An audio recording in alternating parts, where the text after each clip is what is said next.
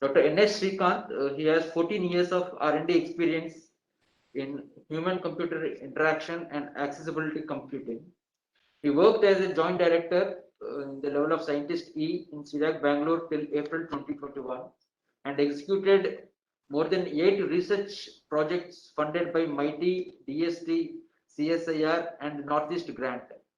He is a member of LITD 19 Assistive Living Sectional Committee of Bureau of Indian Standards. He is also he is a member convener for Draft ICT Accessibility Standard Drafting Committee at CIDAC. He filed 1 international patent and 5 national patents and published more than 20 papers in reputed journals and conferences. May I request Dr. Srikanth to please present now. Over to you, Dr. Srikanth. Okay. Thank you, Kumar, giving a setting up a context and giving me an opportunity to to present in such a renowned conferences like ELITech, this thing, and of course special thank to Sarath sir. Maybe I should say that because of him only I started looking into the e-learning aspects, especially related to this accessibility related component. So you are the one who actually guided me to look into the e-learning perspective also, sir. Thank you, sir, for that. So, of course, I think I understand that I have been given around 30 minutes for presenting the entire concept. So basically, rather than talking more about e-learning, my next 30 minutes, I'll be concentrating more on accessibility. And maybe end of the accessibility related part, I will give little importance on what are the best practices probably we have to specifically look into e-learning perspective. So let me start this thing. One second. Slides are not moving. Yeah. Okay. So of course, there are 2 major subjects with respect to my presentation today. The one is accessibility and another one is e-learning. So as I told you earlier, of course, I'm not concentrating too much on e-learning, but still I have to mention few things about that as well. So let us start with accessibility. So, of course, the accessibility is a word which is actually used in different contexts. So if you look at the different perspective of accessibility, probably let us start with a simple thing, how accessible your workplace is. For example, if my workplace itself is not reachable for me at the right time, whenever I need it, I will definitely say that that workspace is not accessible. And of course, if you consider a person, how much accessible your boss or your colleague for your any special needs, right? Or coming to our home, maybe kitchen. So basically, how much accessible that kitchen space is for you. For example, if your wife or mother is not there, will you be in a position to still make a coffee or a tea? Right? And now coming to a little more proper way to define accessibility. Let me take this last example, building. So what happens if an orthopedic clinic built at 10th floor without a lift, right? So if you look at the term, or if you look at the term accessibility, its meanings is very wide. So people use at different context. What is important for our context here? It is electronic or ICT accessibility. So when you talk about an electronic or an ICT accessibility, definitely we have to think about how much accessible a mobile phone or how good a computer and a computer related applications, how accessible it is. And if you look at any electronic gadgets, it need not be always restricted to your desktop and laptop and mobile phones. It can even grow beyond it, right? Maybe a public kiosk, of course, it's a substitute of computer, but still kiosk is another information processing system, information dissemination systems, which we keep it across the country for providing various services, right? And beyond it, nowadays it's an era of IoT and connected device, Internet of Things and things like that, right? So, and we are seeing so many independent applications. So these applications are accessible across everyone. So when I use the term everyone, that is very important here. So everyone means I'm going to consider the user group irrespective of their ability and disability. So it means people should be able to access. Now, when we talk about the electronic accessibility, the accessibility of software systems are considered as the prime attributes, And of course, accessibility issues related to electronic gadget also will be considered, right? Now, how do we measure an electronic accessibility? Because it is more about a subjective things, because sometimes some of the interfaces provided to me may not be really comfortable to someone else, right? And if you look at a spectrum of disability or differently abled user group, probably the kind of software interfaces or the ICT interfaces you are providing as part of your software may not be adequate even to do a single job. For example, you are providing an e-learning solution for a blind child, and you are asking him to do a lot of things without a visual audio feedback. So it is as good as like he may not be able to proceed further, because the reason is simple, because being a blind person or a blind child, he need a proper audio feedback for every screen which is presented in front of him. And sometimes probably we should say that the screen what is showing in front of him is totally irrelevant if he's not able to see that, right? So how easy we can interact with the systems, right? And amount of time taken for completing the work. For example, you are providing a service to me, or you are going to give a simple task to me. For example, I wanted to upload an assignment, right? In the e-learning perspective. I mean, I'm just taking a very simplest or trivial example. Now the time required for a normal student to submit an assignment through your platform, you give it across a disabled person, maybe a low vision, right? I'm not talking about a complete blind now. Maybe a low vision person. Probably you may have to provide a better environment in your e-learning system itself, so that a low vision person also will complete the task as similar as that of a normal abled child. Is that possible? That's what we are going to measure across the electronic accessibility. And of course, I told you it's a person dependent. Accessibility, if you're talking about term accessibility, it is more about a person dependent attribute. The reason is every individual would like to see the computer systems totally convenient for his purpose. Now, what is the main challenge every human computer interaction people faces, or a person who is working in the human computer interaction? What is the difficult challenges? You may have billions of users. Every user would like to see, so it means everyone would like to see the interface in their own perspective. So you may have to provide billions of interfaces. That is practically not possible. So that is a challenge which is faced. So you have to come up with an interface, right? Maybe you can have a category of interfaces. That is one possibility, or a one interface which suits for everyone, right? So that is what we call a universal electronic accessibility. Of course, we are actually a long way to go to reach that particular goal. Now, what is a bottleneck, right?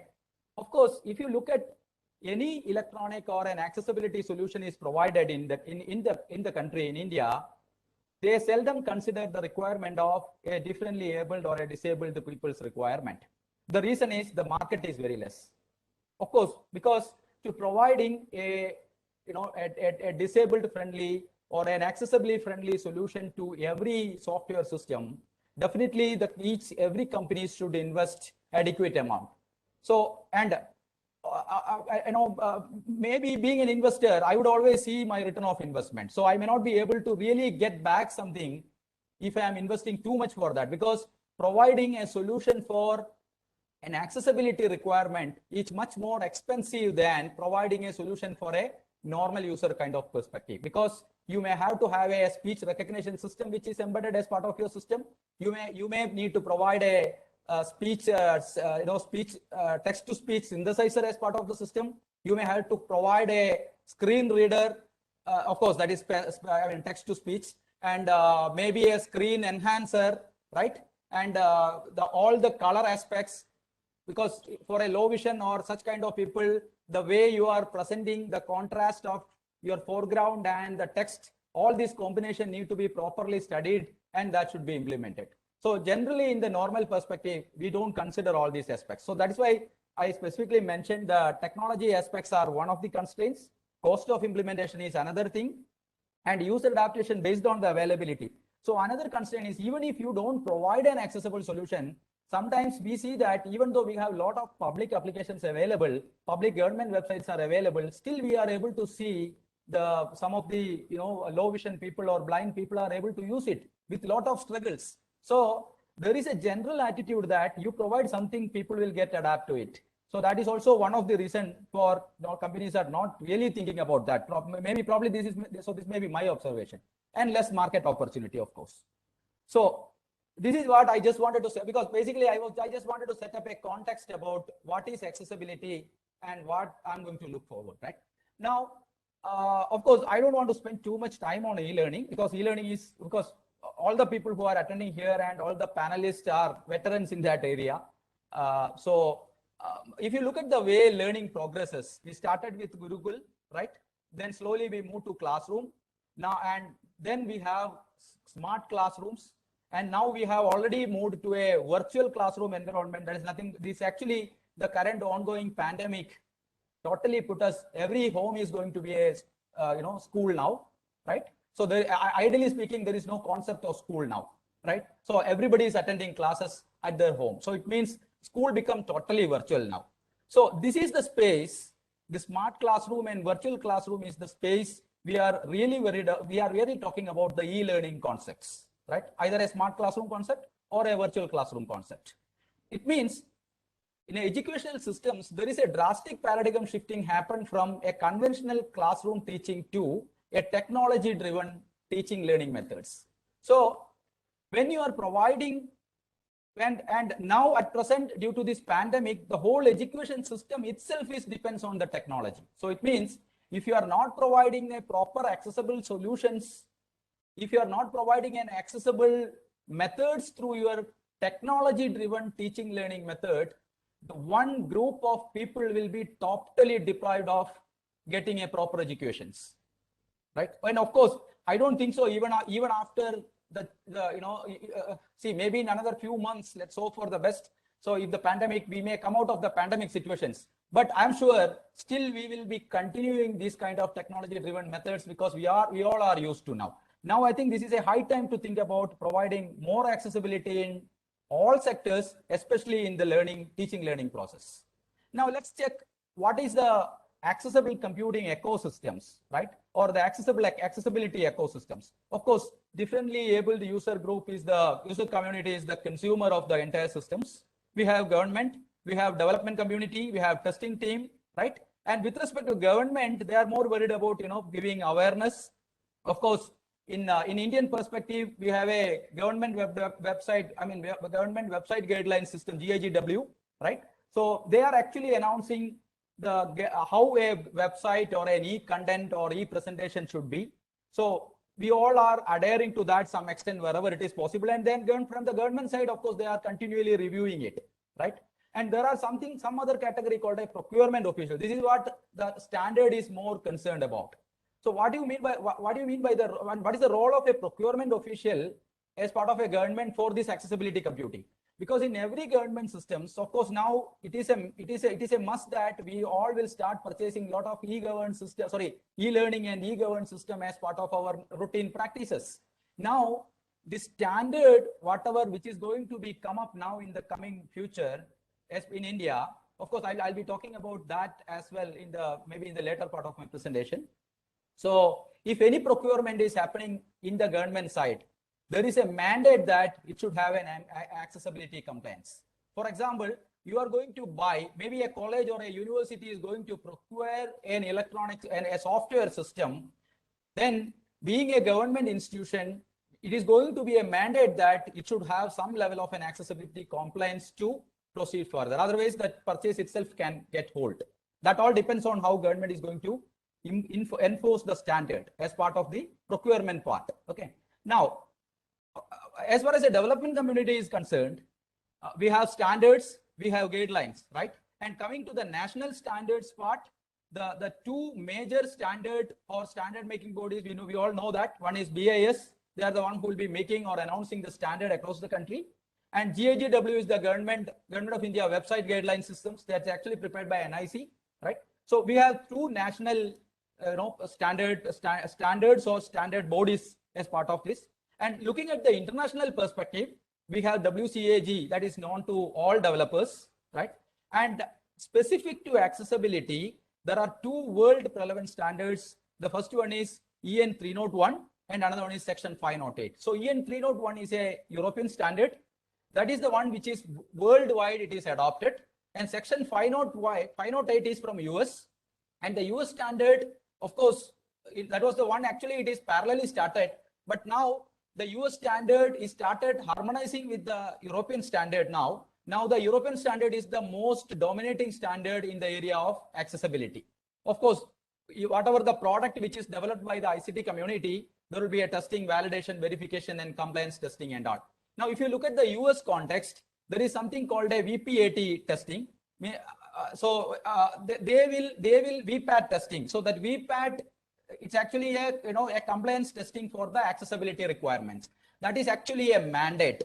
But if you look at in the European context, what happened is it is going to be a kind of a self-declarative kind of thing. So it means basically Government of India can also decide whether the compliance testing need to be a mandate, so that if your product should be tested by a proper testing agency, maybe tomorrow an e-learning solution is going to be released, and it need to be tested and certified by an agency that this have this much compliance with respect to an accessibility related requirements. Or it can even be a declarative statement. There is no testing and certification, but we can simply, a company can declare and go ahead, right? So, I mean, of course, I was just appraising you about the different methods different countries are already adopted. Now, of course, I'll now in the next 5 to 10 minutes, I'll be just talking about some of the crucial international and Indian standards. Now, as I told you, the European standard is the most relevant standards in the area of accessibility requirement of ICT products and services. And US standard is the one which actually, at par with Europe.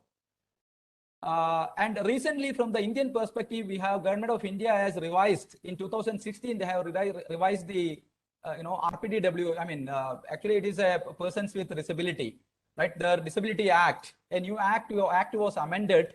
It was a 1.5 to 2 decade old act which was amended in 2016, and more number of disability sectors have included along with that. And we also have web-based accessibility, as I told, right? I mean, of course, most of the points I discussed in the previous things, and some of the points which I have not discussed in the previous slides is maybe a barrier-free building environment which is released by Ministry of Urban Development.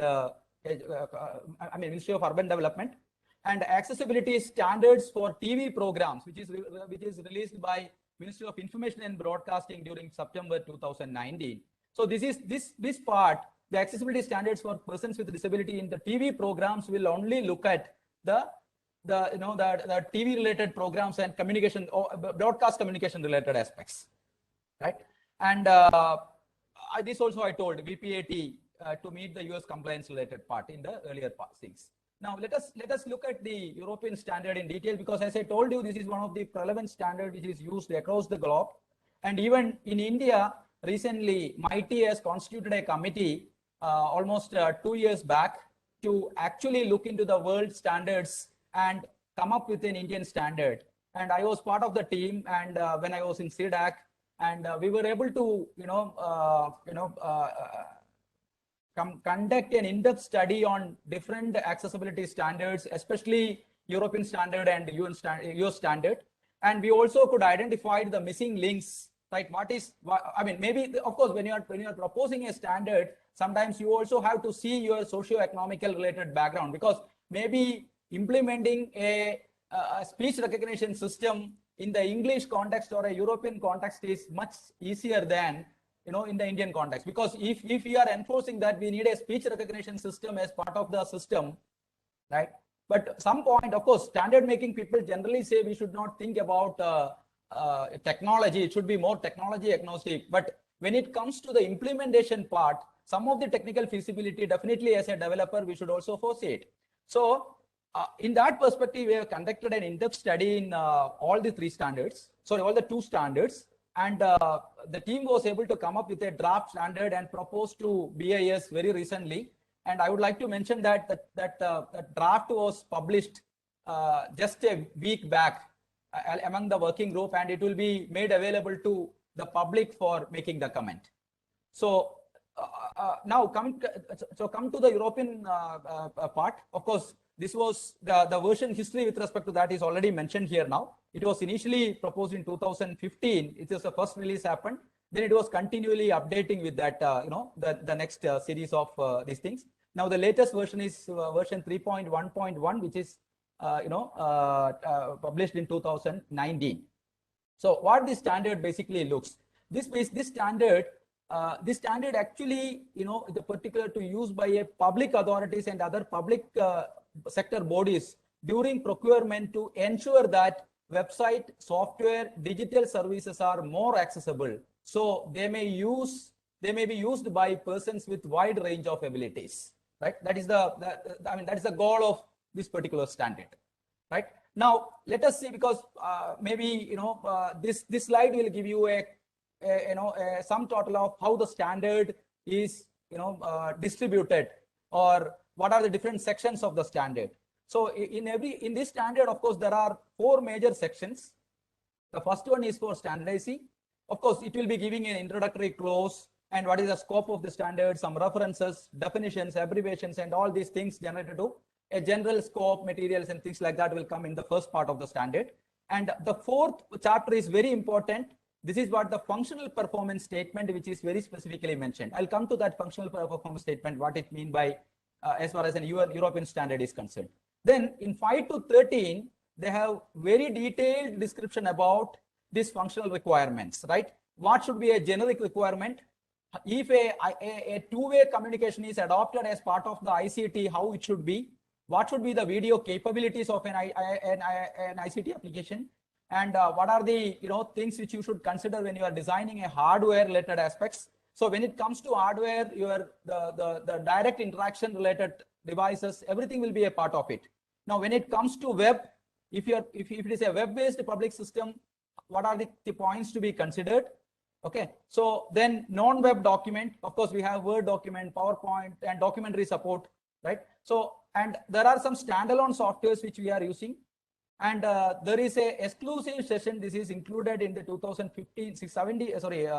18 versions, that is ICT providing rely on emergency access services. So nowadays we are coming up with many mobile-based applications and many other solutions for emergency response systems and things like that. So that should also be completely accessibly friendly, because otherwise you will be only providing service to the able users, right? And as an annexure, definitely all the web and non-web related things are referred to WCAG and such kind of statements. That is why the annexure part is exclusively discussing. So I just thought of giving a summary of the European standard, just because if somebody would like to know more about the standard, this is the way standard is structured. Now, the functional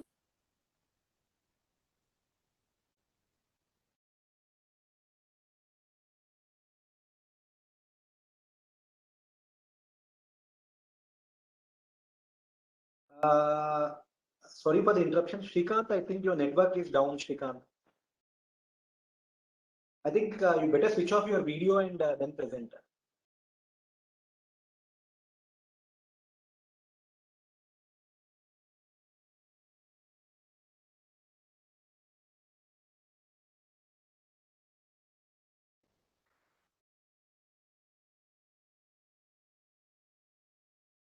Okay.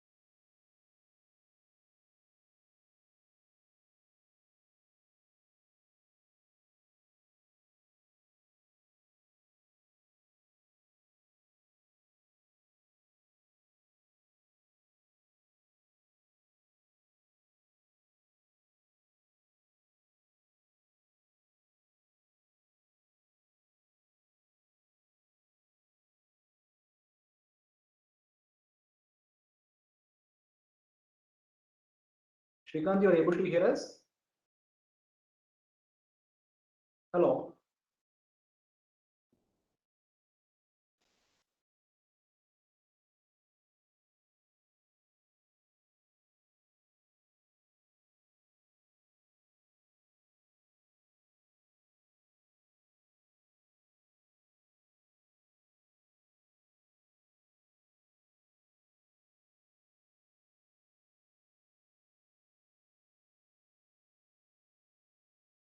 Yeah, Shrikant, you can continue.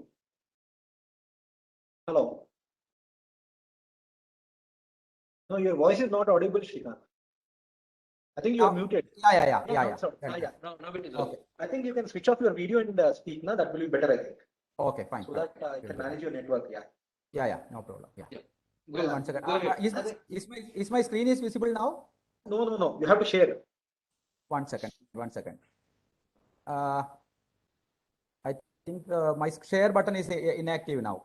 Yeah, I think it has lost. I think now you share, na? Yeah, I can. Yeah. Can you help me where I lost? Yes, Yeah. same slide. Same slide. Exactly. Same slide. Okay, thank you. Yeah. So yeah, I'm sorry. I think there were some glitches in my network. So functional performance statement. So these are the major functional performance statement which is listed here as part of the 4th chapter. So almost all varieties of disabilities as far as the European Commission's report is considered as in this part. Now coming to the US section 508. Of course, the chapters have, if you look at both the standards, it has some level of similarity. Chapter 1 and 2 talking about scope requirement, application related, administration related things, and in the section 508. And user needs are mentioned in chapter 3, whereas the functional statement was mentioned in chapter 4 in European standard. And requirement part is covered in 2 chapters. Basically, they have segregated into chapter 4 and chapter 5. 4 completely talk about hardware, and 5 talk about software, which covered these kind of different perspective, like web, non-web, software, document support, and emergency support. So here almost all things are encapsulated in chapter 5. Okay, that's why people, the European-based standard is more self-descriptive, so that a developer perspective or a policy person perspective, it is easy to refer and get clarity on some of the concerns. Then, of course, we all know that WCAG, Web Accessibility Content Guidelines, right? WCAG, this thing. Anyway, I don't want to spend too much time on that. It's a non-subject to everyone. So W3C consortium already have a web accessibility guidelines, which is already mentioned. I think maybe I may have to. Can I take another around 10 minutes, Kumar? I think 5 minutes. 5 minutes will be good, Shrikant. 5 minutes. Okay, fine. Okay. Now coming to the scope part. So of course the WCAG history. Suppose it is initially started in the first 2.0 version was released in 2008. Of course there are much 1.0 version and things like that, but I just took it in the recent one. Now we have WCAG 2.2, a working draft which is published in 21 May 2021. It's a very recent one. Now what are the different things? Now this WCAG standards is basically so basically how to meet that. There is a principles and how to meet, right? So it actually driven by the principle of perceivable. So user might be able to perceive the information which is present, and it should be operable. User must be able to operate the interface. Okay, so the interaction between user and system should be as good as like a normal person, and that understandability, whatever the content you are presenting, that should be understandable and it should be robust, right? Now, when WCAG started, of course, most of our government websites and most of our public systems are AA compliance systems. Now, of course, there are something like a single A, AA, and AAA compliance systems. Now, if you look at the AA compliance with respect to this WCAG 2.0, 2.1, and 2.2, you can see that the way things are getting progress, right? 2.0 was having a 38 success criteria, and what W2.1 was having 50. Now we have added another 80. this is the 8 which recently added, which belongs to the cognitive disability and cognitive impairment related things. So the progress what you are seeing from 2.1 to 2.2 is more, it is going to consider a wide spectrum of disability, group. Of course, what are the stakeholders? These things are known. Anyway, I'll skip some of these things. Yeah. Now maybe I'll spend a couple of minutes in this slide, this and next slide. Guidelines for Indian government website, and we all know that there is a GIGAW government guidelines website which is already released by NIC, and it actually distributed in different chapters, and the way things are organized also I have mentioned here, right? So they were specifically looked into. Of course, their base document was WCAG 2.0. Okay, this whole document was prepared based on Web Accessibility Guidelines 2.0. In that perspective, what is the Indian government identity? We should see that, and how the quality of content should be, and how the design should be, right? And each design they have very specifically mentioned visual identity, the page layout, graphics, button, color, typography, animation, navigation. It means WCAG guidelines is such an exhaustive, such a beautiful thing. A developer can read and implement their solutions. So probably, I know there are a lot of developers who will be attending in the area of e-learning here.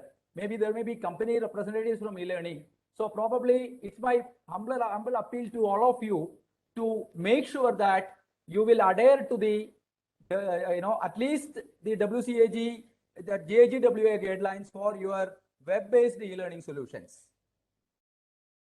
Now, what is the Indian specific requirement? So I already told you our disability standard,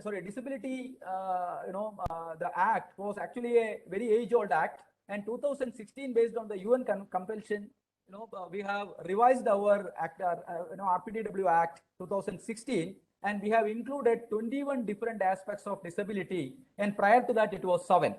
So recently there are many things which is added, which even include mental illness, autism spectrum disorder, and thalassemia, hemophilia, sickle cell diseases, and many blood-related diseases and things like that. So it means now the spectrum which the accessibility development community need to address is much bigger than the earlier things now.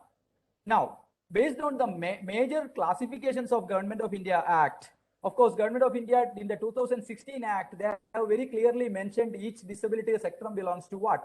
So then our job was to find out what is the corresponding functional performance statement which a solution provider should look into, right? So physical disability means all these functional related these things will come, right? So a table was prepared, and these things are actually a part of the standard which we recently drafted and submitted to BIS, right? Of course, this is just a continuation of it. Now, we also have come up with a proper, with respect to every disability spectrum here. Now you can see that here. For example, a thalassemia, hemophilia, and such kind of diseases, there is no mention in the European context. Now, what is it important in the Indian context here? For example, I'm going to provide a kiosk solution. Now, if a kiosk solution, the outer body is designed in a very unscientific way, and there is a chance that when somebody is interacting with the system, he may get a wound, or is maybe some scratch or something will happen. Suppose if it is a thalassemia person, if it is a hemophilia person, definitely we know that if a wound happens, there is going to be a severe blood loss. So the product ergonomics part is even considered in the standards, and that will give more insight to the developers how the solution should be. It is not only restricted to ICT, it looks even beyond it. That's what I just wanted to tell you. Now, if you're coming up with an Indian standard, how it should be, probably we'll be taking many good things from European standards, and WCAG, definitely it's a subsection of European or US this thing, and GIG guidelines, it is covering many things from the WCAG, right? And of course, we have some Indian specific requirements are separately addressed. Now, when we come up with an accessibility standard, it should be a superset of all these things, so that irrespective of whether ICT or non-ICT or any other domain, things should be taken into consideration. Now, coming to the e-learning perspective, of course, it is more content specific, and we also have to see the universal design and universal access principle that is known things to many things. Now, what are some of the guidelines, right? And provide a option for usability disclosure. For example, if some of us are very keen to develop an e-learning systems with accessibility compliance, probably these points maybe may help you. So we have to basically computing paradigm mainly depends on the visual related artifacts. So you have to provide we have to provide a visually impaired, the barrier free environment for visually impaired people, and content design to assist some of the mentally challenged and dyslexia and learning impairment kind of issues, right? And also ensure that your videos are safe and easy to navigate kind of things. And design, of course, the last point, but this is the most important point, you design with a flexibility in mind, because end of the day, human is interacting on the other side. Everyone is unique, so everyone would like to see the solutions in their way. Now, coming to the more formal way, how to contribute such kind of things, we all know that LITD 35 is an accessibility product and service. This is the standard which is BIS, recently published, and this covered a wide spectrum of electronics and ICT product. And LITD 19, our e-learning group, can probably enhance, or maybe some of the core points from these things can be adopted. Of course, if a standard is published, definitely by default it will be a part of the LITD 19 also. But maybe we can have a specific mentioning in LITD 19 e-learning standards, specifically to look into some of the very crucial point mentioned as part of the accessibility standard, which is going to be announced in the maybe in another couple of months. Of course, with Chair's permission, I would like to quickly go through a couple of slides. If I don't tell, I think it will be a big injustice. When I was working in CDAC, there is a solution. It is a known solution to most of the learning people. There are many solutions for general education or a normal education scenario. But if you look at the choice given for a special education, which is actually very less in Indian context, and I mean, even if you look at the world context also, it's not different. Like, we don't have too many solutions available to specifically look into the requirement of a differently abled or a disabled category people. So in that perspective, CDAC Bangalore jointly with Hyderabad and NIMH Hyderabad, a solution was developed in 2013-14 period, and it was deployed across the country.